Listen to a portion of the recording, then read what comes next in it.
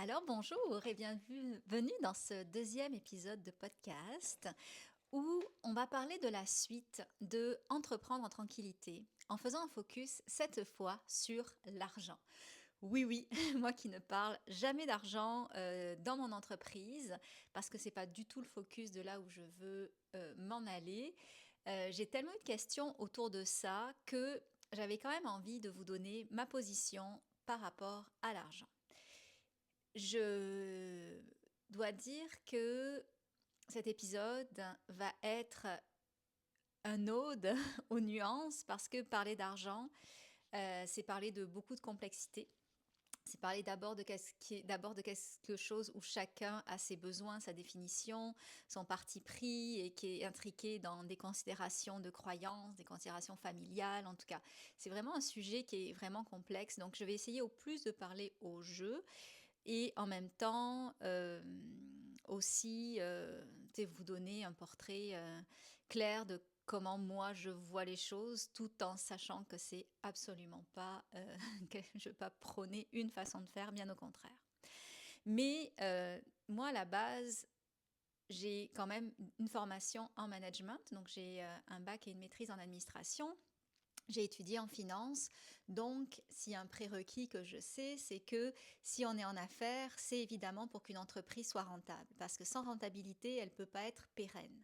Donc une entreprise qui n'est pas rentable, ce n'est plus une entreprise à moyen terme et elle est vouée vraiment à disparaître. Sauf s'il y a je connais des entreprises qui ont des bailleurs de fonds peut-être plus externes, dans des mondes où c'est extrêmement cher. Je pense à une amie qui a une grosse écurie, puis elle a dans sa famille les moyens pour venir éponger tout ce qui est de l'ordre du déficit évident qui fait en sorte qu'elle peut pas... ça se peut pas d'être rentable avec ce qu'elle a. Donc, tu sais, il y a des contextes où, ok, ça peut ne pas être rentable, mais c'est la fraction minimale, le 1% dont on ne s'intéresse pas. Donc, une entreprise doit être rentable. Et pour qu'elle soit rentable, il faut faire en amont pas mal de réflexions sur l'argent, comment on dépense l'argent et aussi, faut faire une réflexion aussi, un état des lieux finalement des croyances de celui qui gère l'entreprise. Donc, en l'occurrence, moi, pour la deadbeat. Donc, je pense que chaque entrepreneur a le loisir d'à peu près savoir ou d'à peu près avoir une idée de c'est quoi son chiffre d'affaires idéal, son chiffre d'affaires rêvé. Il y a des entrepreneurs qui sont dans le mood peut-être de toujours plus. Donc j'ai fait un chiffre d'affaires, je veux plus, je veux plus, je veux plus, je veux plus. C'est peut-être des entrepreneurs qui ont un bon système nerveux, qui sont plus young, tu sais, qui sont vraiment dans des espaces où ils veulent développer, ils veulent bâtir, ça fait partie de leurs valeurs. Moi, dans le monde de l'entrepreneuriat tranquille, je veux pas du plus. Parce que déjà, rien que le dire, ça me stresse. Là, vous parlez du plus, ça me stresse. Par contre, ce que je veux, c'est avoir suffisamment pour payer mes nombreuses dépenses, je vais vous en reparler, et aussi me payer un salaire et avoir un peu plus aussi pour sentir que mes affaires vont bien. Donc, je ne serai pas dans l'idée du toujours plus, mais je vais quand même dans l'idée d'avoir un certain seuil dans lequel je vais me sentir extrêmement confortable. Et c'est vrai que quand je vous dis ça, l'argent parle de nous. Je pense que une des réflexions qu'on a à faire, c'est pourquoi on veut de l'argent. Quand j'écoute les gens parler autour de ça, il y a toujours les raisons très très officielles. Souvent, c'est pour soutenir un style de vie, tu sais, qui va être dans l'idée que on veut avoir des biens matériels ou on veut montrer une certaine richesse. Mais je pense que ça dépend des domaines. Il y a des domaines où ils se sentent obligés de montrer une certaine richesse pour pouvoir démontrer finalement une certaine réussite. Il y a d'autres domaines comme en méditation. Je suis tellement chanceuse. J'ai absolument pas besoin de vous montrer ce que je gagne ou autre pour montrer ma réussite. Au contraire, ma réussite, elle est plus, pour moi en tout cas, je la mesure plus au fait d'être dans mon équanimité, d'être dans mon égalité d'humeur. Donc c'est clair que je peux comprendre que dans certains milieux d'entrepreneuriat, euh, l'argent, il faut le montrer pour pouvoir être reconnu, donc peut-être aussi venir combler une certaine faille narcissique, peut-être soutenir un certain style de vie qu'on est obligé de démontrer pour pouvoir avoir des clients, s'acheter du luxe, etc.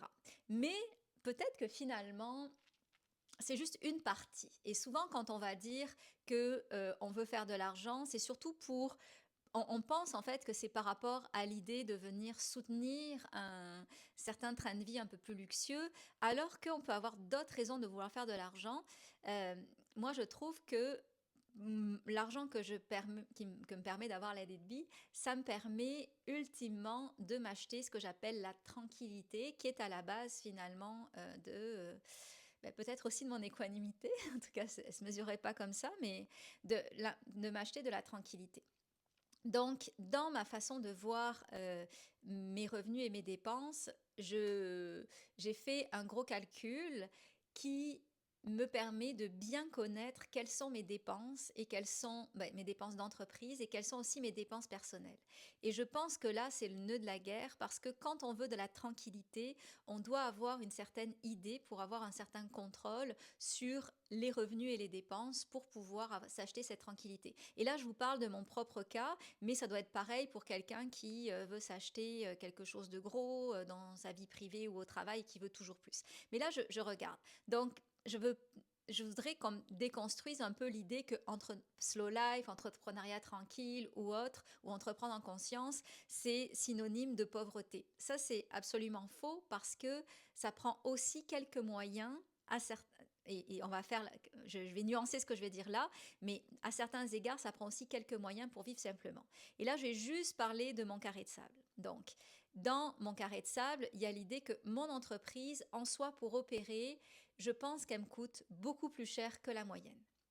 J'ai énormément de dépenses parce que ces dépenses que je choisis de faire au sein même de mon entreprise sont des dépenses qui sont aussi à l'œuvre pour ma tranquillité. Donc, comme j'ai dit dans le dernier podcast, et ce podcast c'est la suite de l'autre, donc j'ai toute la question des personnes qui travaillent avec moi, Jessica, Yannick, Karine, Madame Le Sar. Et donc, tu sais, j'ai du monde autour de moi qui m'aide. Et c'est vrai qu'il y a des choses que je pourrais faire et que je ne fais pas parce que je choisis plus de les déléguer. Et ça, c'est peut-être mon côté conseillère d'orientation aussi qui embarque en me disant que on est sur Terre pour faire vivre nos talents. Donc, embaucher la personne qui a étudié dans le domaine, qui est douée pour faire ça, eh ben, c'est plus judicieux que moi essayer de taponner pour le faire. Et dès le départ, ben, j'ai consacré un montant pour pouvoir m'adjoindre les services de personnes qui vont être beaucoup plus douées que moi et rapides que moi pour faire les choses. Donc, il y a cette idée, c'est ça que dans mon gros flot de dépenses annuelles, mais ça vient soutenir finalement la tranquillité d'esprit que je m'offre à ce niveau-là. Dans mon gros pool de dépenses annuelles, il y a aussi, quand je vous dis que c'est l'argent est le reflet de qui on est, il y a aussi que Let It Be, j'ai la chance qu'elle me paye toutes les études et les formations que je veux suivre. Et j'en suis beaucoup. Je pense que l'année dernière, j'étais plus, je ne sais pas si c'est beaucoup ou pas, mais j'étais à 15 000 dollars de formation sur toute l'année. Et là, donc, il y a ma maîtrise, évidemment, que je fais à l'UQAM, mais il y a toutes les autres formations que je prends. Donc, je pense que quand même, c'est quand même beaucoup, mais ça vient soutenir ce que j'appelle le côté recherche et développement de la DB. Ça vient soutenir donc mon intellect, mon besoin de comprendre, qui est aussi mon fonds de commerce, parce qu'après, je redonne tout ça. Et donc, finalement, l'argent que je fais, c'est dédié aussi à ça. Donc, il faut être au clair avec ces dépenses-là. Et c'est vrai que si un jour j'ai une période un peu plus creuse, il faudra que je revoie mes dépenses. Mais pour l'instant, je sais à peu près, je sais pas à peu près, je sais combien je dois gagner pour pouvoir soutenir ces dépenses-là. Et donc, je suis vraiment dans un monde où je n'hésite pas à dépenser pour pouvoir avoir cette tranquillité d'esprit, ces services, faire rayonner aussi des entrepreneurs d'ici, parce que l'argent circule aussi finalement juste au Québec. Quand je fais ça, ça circule autour de personnes qui sont des travailleurs autonomes et qui c'est ça, qui, tu sais, je donne pas mes sous à part à Meta et à Facebook quand je fais de la pub, mais je donne mes sous à des personnes qui sont très intègres aussi dans leur façon de dépenser. Donc, il y a cette première chose-là que je voulais dire, mais il y a aussi l'idée que dans mes dépenses, il y a aussi beaucoup d'ostentatoires, beaucoup de choses qui sont peut-être pas tant nécessaires que ça. Tu sais, j'ai un budget illimité, par exemple, dans les livres. Euh, oui, oui, je vais peut-être changer ça en 2025 parce que j'ai trop abusé en 2024. Mais ce que je veux sentir dans mon entreprise, c'est que je ne calcule pas au sein de près pour sentir que j'ai de l'air, que sentir que j'ai de la marge de manœuvre. Et si avec Jessica, ben, on a envie pendant un mois de s'offrir un resto par semaine pour nourrir notre ventre autant que notre créativité, ben, on le fera. Donc ça, c'est la première chose. Et donc, j'ai un peu cette parti pris dans les dépenses de mon entreprise. Comme je disais que les dépenses, c'est important, il n'y a pas juste les dépenses de mon entreprise. Sans vouloir être Dr. Jekyll et Mr. Hyde, dans ma vie privée, ben, je suis plutôt minimaliste et simpliste. Bon, déjà, je pense que je suis gâtée par mon entreprise, c'est qui m'offre mes livres et qui m'offre mes formations. Donc ça me prend quand même aussi du temps dans ma vie privée où ben, je consomme ces livres, où je consomme ces belles formations que je m'offre. Et donc ça, c'est le premier part. Mais à côté de ça, dans ma vie privée, j'ai la chance, ou en tout cas, je suis du style à pas avoir besoin d'ostentatoire. Ça vient de plusieurs horizons. C'est le produit d'une évolution. Moi, quand j'étais jeune, j'ai jamais manqué de rien et j'étais beaucoup élevée avec des personnes qui avaient beaucoup de luxe. Donc, naturellement, j'ai pu avoir accès à des choses que d'autres aspirent maintenant parce que ils l'ont jamais eu. Mais moi, étant jeune, j'ai eu rapidement des choses qui ne m'ont pas tant comblée, qui ne m'ont pas tant donné de sparkling joy, tu sais, une joie étincelante. Donc, j'ai peut-être eu la chance, quand j'étais jeune, d'avoir goûté à du luxe, dans le sens premier du terme, dans le sens caractéristique du terme, qui m'ont démontré que ça ne vient pas rassasier la joie à l'intérieur de soi. Donc, j'ai pu peut-être facilement passer à autre chose. Et j'ai pas dit que j'avais eu une enfance facile quand je dis ça. Hein. Faut pas faire l'amalgame.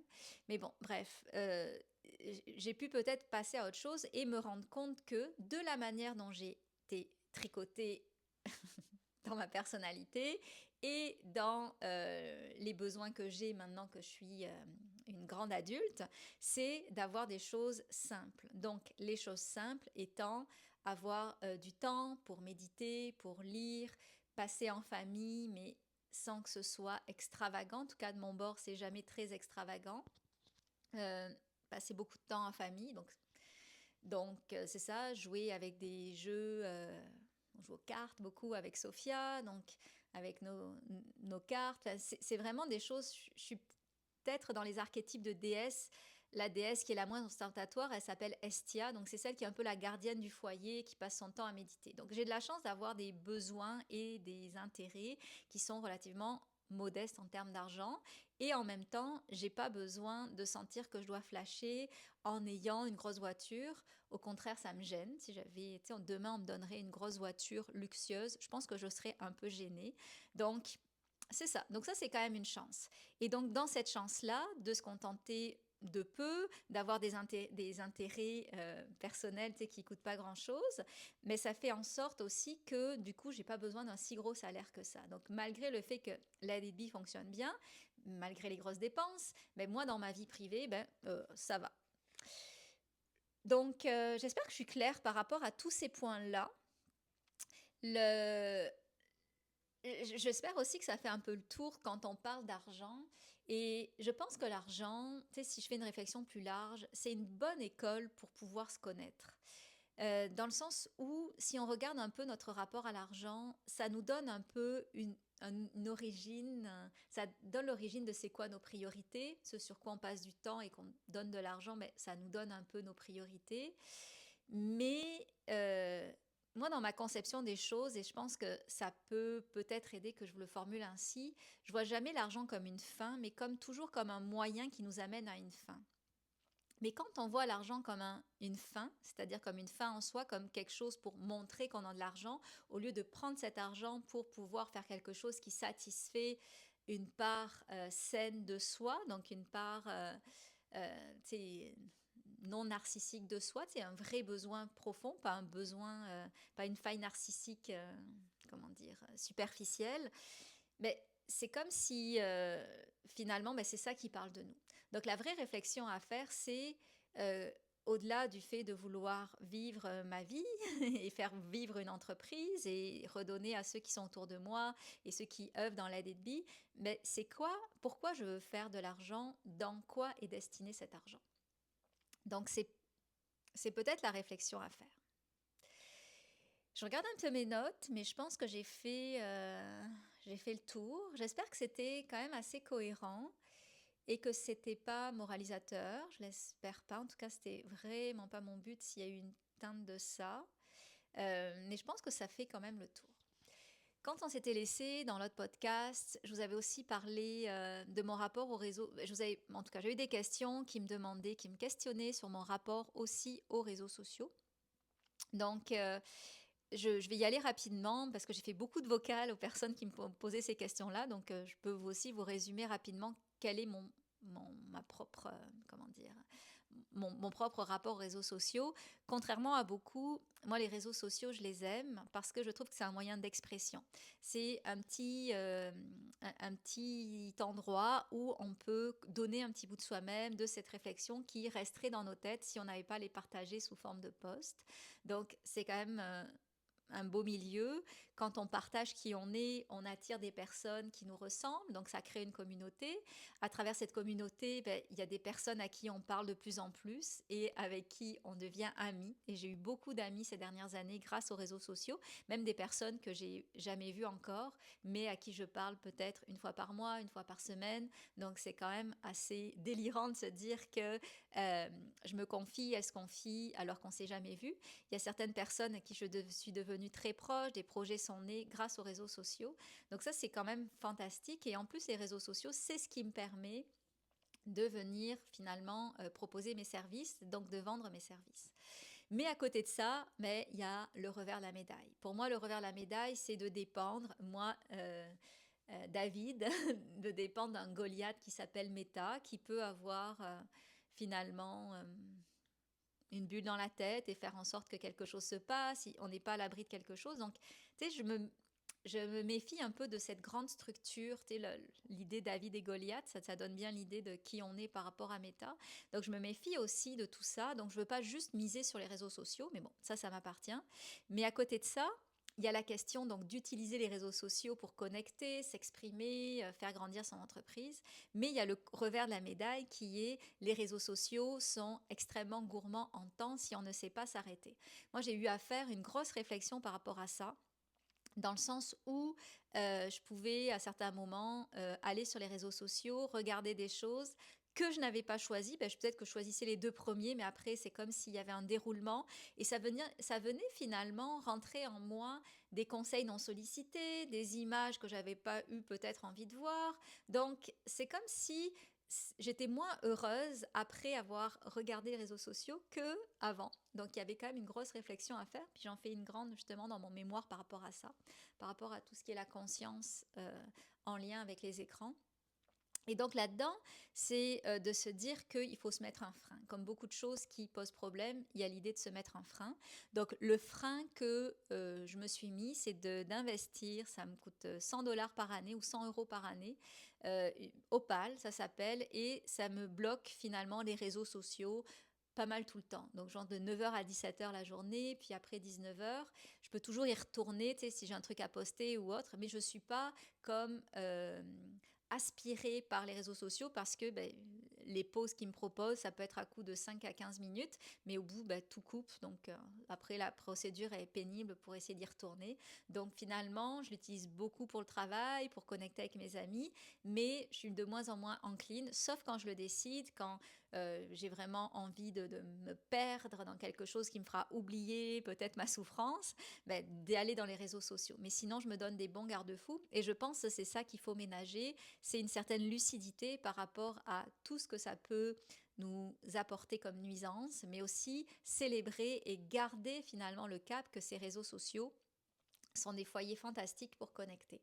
Je sais que quand les personnes me sont revenues, tu sais, quand les clientes me sont revenues pour me parler des réseaux sociaux, comme quoi elles avaient du mal, etc., elle me parlait beaucoup de la comparaison. Moi, je souffre pas forcément de la comparaison parce que si moindrement quelqu'un me fait me sentir mal, ben c'est que cette personne, j'ai pas envie de la suivre. Même si je sais pertinemment que une personne avec qui je me sens mal, c'est une personne qui me reflète une partie de moi que je n'ai pas envie de voir.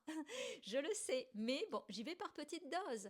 Et quand quelqu'un finalement nous déclenche, ben évidemment, c'est que ça vient résonner dans quelque chose qui est pas vu en nous. Donc, c'est jamais mauvais. Mais bon, si on est englouti sous la comparaison ou les problématiques de se sentir diminué à chaque fois qu'on voit quelqu'un qui nous dérange, ben, c'est plus sain de totalement arrêter. Et c'est vrai que pour ça, je suis pas mal que les comptes qui sont doux. Je devrais interagir plus par contre pour leur montrer tout mon soutien, mais je suis sur tous les comptes qui sont doux. Donc voilà. Alors, j'ai fait le tour, je pense, de ce que je voulais vous dire par rapport à l'argent, par rapport à l'entrepreneuriat tranquille et l'argent plutôt, et par rapport aux réseaux sociaux. Donc, je vous rappelle aussi, merci de m'avoir écouté jusque-là, qu'il y a la formation de professeur de méditation qui débute le 24 janvier 2025. Il reste encore des places. C'est un voyage en soi qui vous permettra à la fois de devenir instructeur, enseignant, guide, professeur de méditation, mais aussi d'avoir un magnifique support pour pouvoir développer votre entreprise autour de la méditation, en faire vraiment un gros ancrage dans votre pratique professionnelle. Donc, c'est un cours complet finalement que je vous offre. C'est pas juste apprendre à méditer sur le souffle pour le redonner comme certains cours sont là. Donc, j'attends vos candidatures, puis j'ai bien hâte de vous connaître. Et réagissez s'il vous plaît à cet épisode parce que je sais que l'argent c'est sensible. Donc, on pourrait créer un débat et voir si euh, on est d'accord ou pas. Mais c'est tellement pas l'objet d'être d'accord ou pas. On va juste s'auto-inspirer les uns les autres par rapport à nos positions peut-être différentes autour de l'argent. Bonne journée!